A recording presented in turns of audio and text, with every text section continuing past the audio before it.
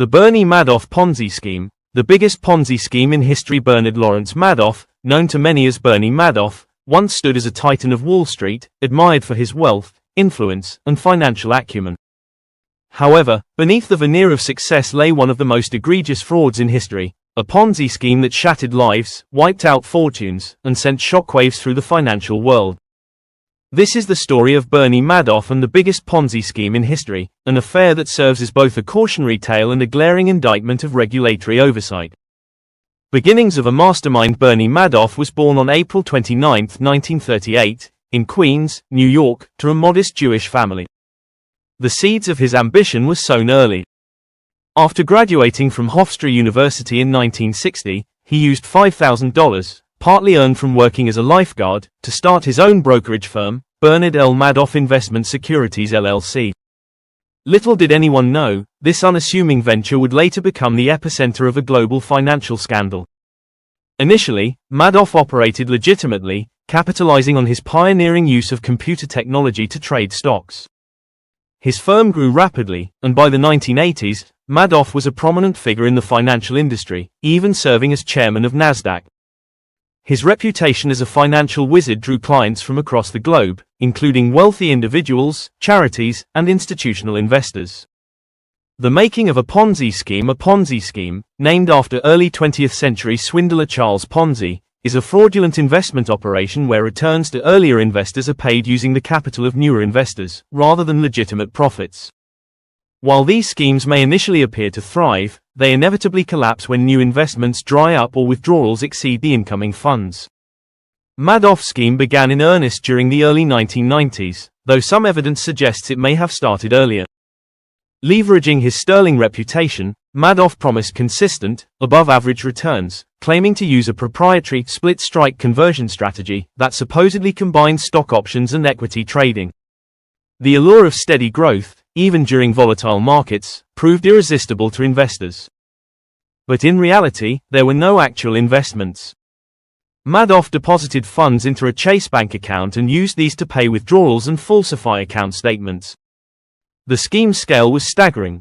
By the time it unraveled, it was revealed that Madoff had defrauded over 37,000 individuals in 136 countries out of an estimated $65 billion. The inner workings, trust and exclusivity. Madoff's success in perpetuating his fraud hinged on two key elements: trust and exclusivity. Madoff cultivated an image of reliability and expertise, building strong relationships with his clients. He was particularly adept at appealing to the Jewish community, presenting himself as a trusted insider and philanthropist.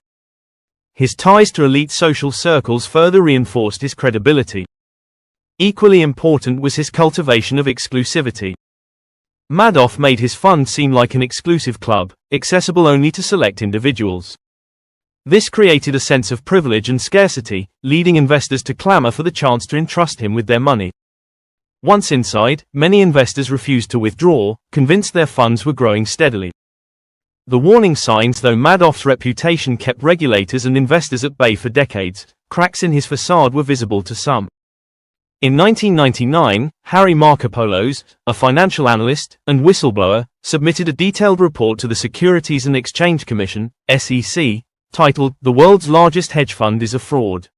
Markopolos argued that Madoff's returns were mathematically impossible and highlighted the lack of transparency in his operations. Despite Markopolos' persistence, the SEC dismissed his claims, failing to conduct a thorough investigation. Similarly, some in the financial industry raised concerns about Madoff's improbably consistent returns. However, Madoff's stature and the trust he commanded dissuaded many from probing further. The collapse. The 2008 financial crisis marked the beginning of the end for Bernie Madoff. As the global economy spiraled downward, many of Madoff's investors sought to withdraw their funds to cover losses elsewhere. This sudden surge of redemptions exposed the scheme's inherent fragility. Without enough new investments to cover withdrawals, Madoff could no longer sustain the illusion. On December 10, 2008, Madoff confessed to his two sons, Andrew and Mark, that his investment business was one big lie. The next day, his sons reported him to federal authorities. Shortly thereafter, Madoff was arrested and charged with securities fraud. The fallout. The revelation of Madoff's Ponzi scheme sent shockwaves through the financial world. Victims ranged from individual retirees who lost their life savings to major institutions like Banco Santander and Fairfield Greenwich. Charitable organizations, including the Elie Wiesel Foundation for Humanity, were devastated, as their endowments were entirely wiped out. In June 2009, Madoff was sentenced to 150 years in federal prison, the maximum sentence allowed. During his sentencing, he expressed remorse, stating, "I live in a tormented state now, knowing of all the pain and suffering that I have created." However, many victims and observers viewed his apology as hollow. Regulatory failures. Madoff's scheme highlighted glaring deficiencies in regulatory oversight. The SEC, despite receiving multiple warnings, failed to uncover the fraud during several examinations of Madoff's firm. This negligence prompted widespread criticism and led to a series of reforms aimed at improving the SEC's ability to detect and prevent similar schemes. Lessons learned. The Bernie Madoff Ponzi scheme serves as a stark reminder of the dangers of blind trust, unchecked greed, and regulatory complacency.